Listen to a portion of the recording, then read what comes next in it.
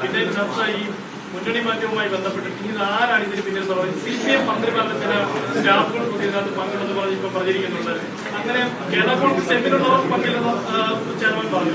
ഇത് ആരാണ് ഇത് പ്രവർത്തിച്ചത്? ആരാണ്? അല്ല, ഞാൻ ചോദിച്ചത് CPM-ന്റെ അവിടെയുള്ള മന്ത്രിമാരുടെ സ്റ്റാഫ് അങ്ങനെ പ്രചരിപ്പിച്ചുകൊണ്ട് എന്ത് പ്രയോജനം അവർക്ക്?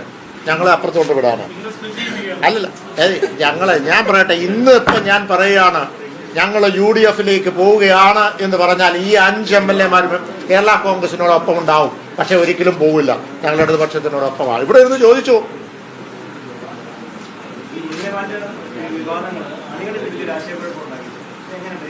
അത് നിങ്ങൾക്കേ പരിഹരിക്കാൻ പറ്റുള്ളൂ. നിങ്ങൾ തിരുത്തി പറയാന്നുള്ളതാണ്. അതൊക്കെ ഞങ്ങൾക്ക് ഉണ്ടല്ലോ.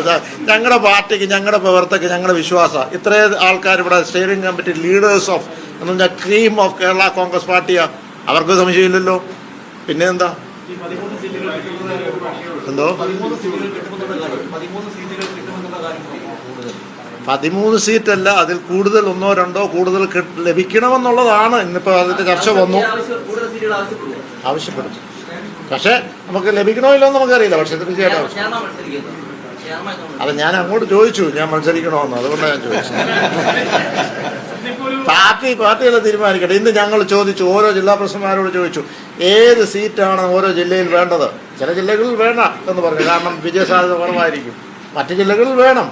മറ്റു ജില്ലകളിൽ ചില സ്ഥലങ്ങളിൽ കോൺഗ്രസ് ആണ് ഇപ്പോൾ വിജയിച്ചിരിക്കുന്നത്. ആ സീറ്റ് ഞങ്ങൾക്ക് തന്നാൽ ജയിക്കാൻ സാധ്യതയുണ്ട്.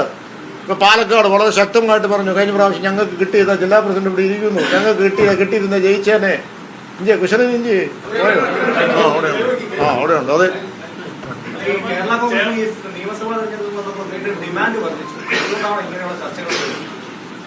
ഏതായിരിക്കും മനസ്സിലായി. അല്ല, അത് സ്വീകാര്യതയുണ്ടല്ലോ. അതുകൊണ്ടല്ലേ ഞാൻ പറഞ്ഞത് സ്വീകാര്യത. നമ്മൾ ചുമ്മാ വെറുതെ ഒരു കയ്പുണ്ടാക്കുകയല്ലോ. ഞാൻ പറഞ്ഞത് ഇത്രയും കാര്യങ്ങളല്ല, ഇതിൻ്റെ ഇരട്ടി കാര്യങ്ങൾ. ഞങ്ങൾ ഇതൊക്കെ ഇടപെടുമ്പോഴും വെറുതെ ഒരു വിഷയം പറഞ്ഞിട്ട് ഞങ്ങൾ പോവല്ലോ. ആ വിഷയത്തിന്റെ പുറകെ നിന്ന് അതിനൊരു പരിഹാരം കാണുന്നത് വരെയല്ലേ. അല്ലാതെ ഒരു സമരം നടത്തി പോവുകയാണോ ചെയ്തത്? എവിടെയെങ്കിലും റബ്ബറിന്റെ ഒരു സമരം നടത്തി പോവുകയാണോ ചെയ്തത്? കടൽക്കരത്തെ സമരം നടത്തി പോവാണ്. അതിന് പരിഹാര മാർഗം കൂടിയാണ് ചെയ്തിരിക്കുന്നത്. എന്തോ തദ്ദേശ സ്വയംഭരണ ഈ പറഞ്ഞ തെരഞ്ഞെടുപ്പിൽ ഞാനത് തുറന്നു പറയുകയല്ലേ, കഴിഞ്ഞ പ്രാവശ്യത്തെക്കാൾ പെർഫോമൻസ് നമ്മൾ പുറകോട്ട് പോയിട്ടുണ്ട്. അത് LDF-ഉം പുറകോട്ട് പോയിട്ടുണ്ട്. അത് ശരിയല്ലേ? പക്ഷേ ഇപ്പോഴും ജില്ലാ പഞ്ചായത്ത് എടുക്കുമ്പോൾ 7-7 നിൽക്കുന്നത്. 7 ജില്ല അപ്പുറത്തും 7 ജില്ല ഇപ്പുറത്താണ് നിൽക്കുന്നത്. എന്ന് പറഞ്ഞാൽ കോട്ടയം ഇപ്പം ഏറ്റവും അവസാനം സംസാരിക്കാൻ പോകുന്നത് പാലായെ പറ്റിയാണ്. ഇത് പാലായിൽ ഞാൻ മുഴുവൻ പറഞ്ഞില്ല. പാലാ നിയമസഭാ മണ്ഡലവുമായി ബന്ധപ്പെട്ട് കഴിഞ്ഞ പ്രാവശ്യം 44 ഗ്രാമപഞ്ചായത്തിലാണ് ഞങ്ങൾ ജയിച്ചത്. ഇത്രയും അങ്ങോട്ടും ഇങ്ങോട്ടും ഇതൊക്കെ പറയുമ്പോഴും ആൻറ്റി ഇൻകമൻസി സ്വാഭാവികമായിട്ട് കുറച്ച് വരും. 47 സീറ്റ് ഞങ്ങൾ ഈ പ്രാവശ്യം ജയിച്ചു. ജില്ലാ പഞ്ചായത്തിൽ കോട്ടയം ജില്ലയിൽ ഞങ്ങൾ 5 എണ്ണമാണ് കഴിഞ്ഞ പ്രാവശ്യം ജയിച്ചത്.